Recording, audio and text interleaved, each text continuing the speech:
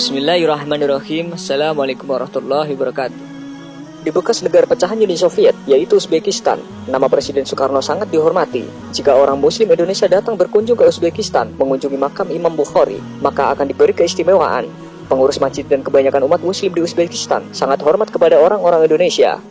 Makam Imam Bukhari selalu ditutup untuk umum. Namun bila ada orang Indonesia yang datang untuk berziarah, dengan senang hati mereka akan mempersilahkannya untuk masuk ke ruangan tempat makam Imam Bukhari berada. Perlakuan istimewa ini adalah berkat jasa Bung Karno.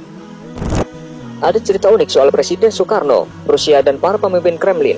Banyak sumber yang mengatakan Soekarno lah yang menemukan makam perawi hadis terkenal Imam Bukhari. Ceritanya, sekitar tahun 1961, pemimpin Uni Soviet Nikita Khrushchev mengundang Soekarno datang ke Moskow. Dia ingin memperlihatkan kepada Amerika Serikat kalau Indonesia berada di belakang blok timur. Saat itu, dunia memang sedang memanas antar persaingan negara blok barat, Amerika Serikat dan sekutunya melawan Uni Soviet. Soekarno pun menghadapi dilema. Dia tidak ingin menunjukkan kalau Indonesia bisa diatur Soviet, maka Soekarno pun membuat strategi. Dalam buku Total Bung Karno, karya Rosso Daras, diceritakan bahwa Bung Karno tidak mau begitu saja datang ke Moskow. Bung Karno tahu kalau Indonesia terjebak, yang paling rugi dan menderita adalah rakyat Indonesia. Bung Karno tidak mau membawa Indonesia ke dalam situasi yang tidak menguntungkan. Bung Karno juga tidak mau Indonesia dipermainkan oleh negara manapun. Maka Bung Karno mengajukan syarat. Dialog pun terjadi antara Bung Karno dan Khrushchev. Saya mau datang ke Moskow dengan satu syarat mutlak yang harus dipenuhi. Tidak boleh tidak, kata Bung Karno.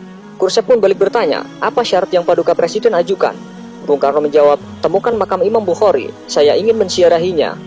Tentu saja Khrushchev yang komunis tulen pun sangat bingung. Siapa Imam Bukhari, pikirnya. Khrushchev segera memerintahkan pasukan elitnya untuk menemukan makam yang dimaksud. Ternyata hasilnya nihil. Khrushchev kembali menghubungi Bung Karno. Maaf Paduka Presiden, kami tidak menemukan makam orang yang Paduka cari. Apa Anda berkenan mengganti syarat Anda? Bung Karno pun tersenyum sinis. Kalau tidak ditemukan, ya sudah, saya urungkan niat untuk ke negara Anda. Mendengar pernyataan Bung Karno, sontak membuat kuping Khrushchev panas memerah. Kalimat singkat Bung Karno ini membuat Khrushchev kecewa. Khrushchev kembali memerintahkan orang nomor satunya untuk memecahkan masalah ini. Akhirnya, setelah melalui penelusuran yang teliti, serta mengumpulkan informasi dari orang-orang tua Muslim di sekitar Samarkand, akhirnya makam Imam besar kelahiran kota Bukhara tahun 810 Masehi itu ditemukan. Imam Bukhari yang memiliki jasa begitu besar bagi agama dan umat Muslim itu dimakamkan di Samarkand pada tahun 870 Masehi. Makamnya ditemukan dalam kondisi rusak tak terawat, berada di ladang kapas yang jauh dari jangkauan masyarakat. Namun betapa kagetnya Soekarno ketika mendapatkan berita bahwa makam itu dalam kondisi yang tidak layak. Khrushchev pun meminta agar makam itu dibersihkan dan dipugar sebaik mungkin. Selesai renovasi, Khrushchev kembali menghubungi Bung Karno. Intinya, misi pencarian makam Imam Bukhari telah berhasil. Sambil tersenyum, Bung Karno mengatakan, baik, saya akan datang ke negara Anda. Akhirnya, setelah sebulan sejak penemuan dan pemugaran makam tersebut, Soekarno bersedia berkunjung ke Soviet. Dengan naik kereta api, Soekarno tiba di kota Samarkand pada tanggal 12 Juni 1961. Ribuan orang menyambut kehadirannya. Di sepanjang jalan, penduduk menyambutnya dengan meneriakkan nama Indonesia dan Soekarno sambil mengibarkan bendera merah putih. Sehari sebelumnya, puluhan ribu orang juga menyambut kehadiran pemimpin besar revolusi Indonesia ini di kota Tashkent, ibu kota Uzbekistan. Indonesia adalah satu-satunya negara yang hingga kini sangat dihormati oleh penduduk Uzbekistan dan Samarkand khususnya.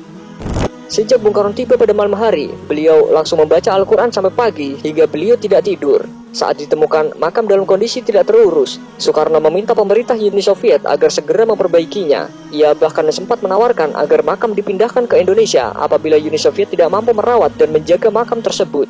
Dengan emas seberat makam Imam Bukhari akan diberikan sebagai gantinya. Persilahan yang berkembang di Uzbekistan menyebutkan berkat Soekarno, makam Imam Bukhari dipugar besar-besaran. Dulunya makam itu tidak terlihat kemegahannya, tetapi jelang ziarah Soekarno, makam dibersihkan dan direnovasi hingga tampak megah. Sejak saat itu, pihak Barat pun menilai kunjungan Soekarno ke Moskow tak hanya untuk urusan politik, melainkan juga ziarah. Dan hal ini juga menunjukkan kepada mata dunia bahwa Indonesia tidak bisa diatur.